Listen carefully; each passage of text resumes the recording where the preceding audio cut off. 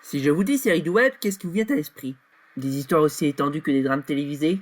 Des chroniques par rapport à un film ou à un jeu peut-être? De la tranche de vie plus ou moins intéressante, et parfois dramatique? Et tout cela, peu importe si c'est avec de vraies personnes ou de l'animation. Dans tous les cas, on pense à du contenu bien moins filtré comparé à la télévision.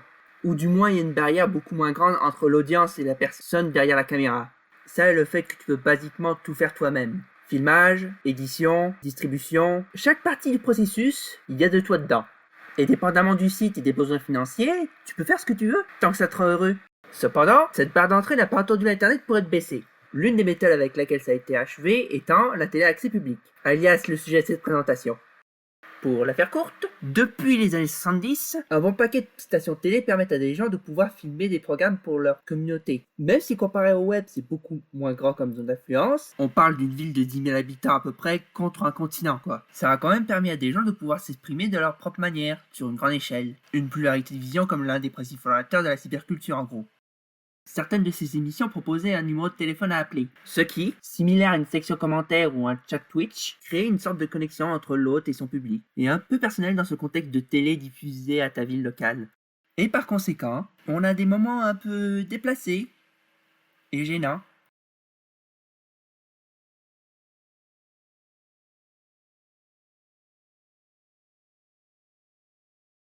Il y a un exemple en particulier que je voulais parler durant cette présentation. Un cas où se rencontrent les mondes de la télé communautaire et celui des débuts de la cyberculture. L'émission Flights of Fantasy présentée par un certain George Wood, également connu sous le pseudonyme de Gaming in the Clinton Years, littéralement le gaming dans les années Clinton. Bien que l'une des figures les plus importantes de la critique sur internet soit James Rolfe, via la diffusion en 2004 sur son site Cinémassacre de sa vidéo sur Simon's Quest, l'éventuelle web-série dérivée de ce court-métrage, et la multitude de gens qui se sont inspirés par son travail directement ou non, on peut trouver des traces de ce genre de critique humoristique de jeux vidéo bien avant, via des magazines spécialisés ou quelques émissions de jeux vidéo ici par là. La plupart datant des années 1980, mais Flight of Fantasy était celle dont je voulais parler.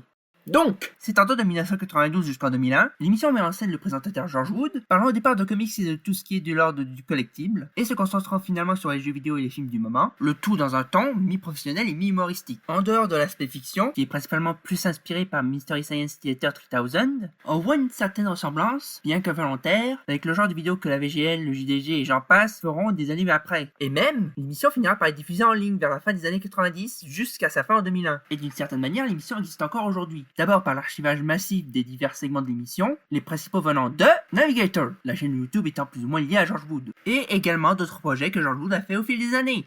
Cela fait de George Wood une sorte de proto-figure de la cyberculture, au même titre que des donjons à multi-utilisateurs, des forums Usenet ou l'Araski. Certaines de ces déclarations plus ou moins fameuses incluent un gros soutien de Nintendo, un intérêt pour des jeux très cinématiques, très grands spectacles, surtout des RPG, une fixation sur l'usage des ordinateurs du type Silicon Graphics, l'usage de codes de triche, où il donne aussi des astuces dans cette émission, et plein d'autres choses que je vous laisse découvrir avec plaisir.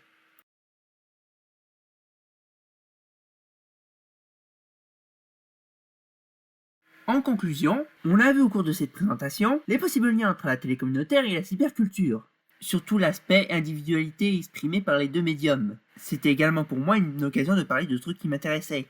Je suis bien plus dans le contenu du style rétrospectif que dans le contenu narratif. Pas que j'écoute pas de contenu narratif sur le net, juste que je suis plus intéressé à des gens qui parlent de trucs qui les passionnent.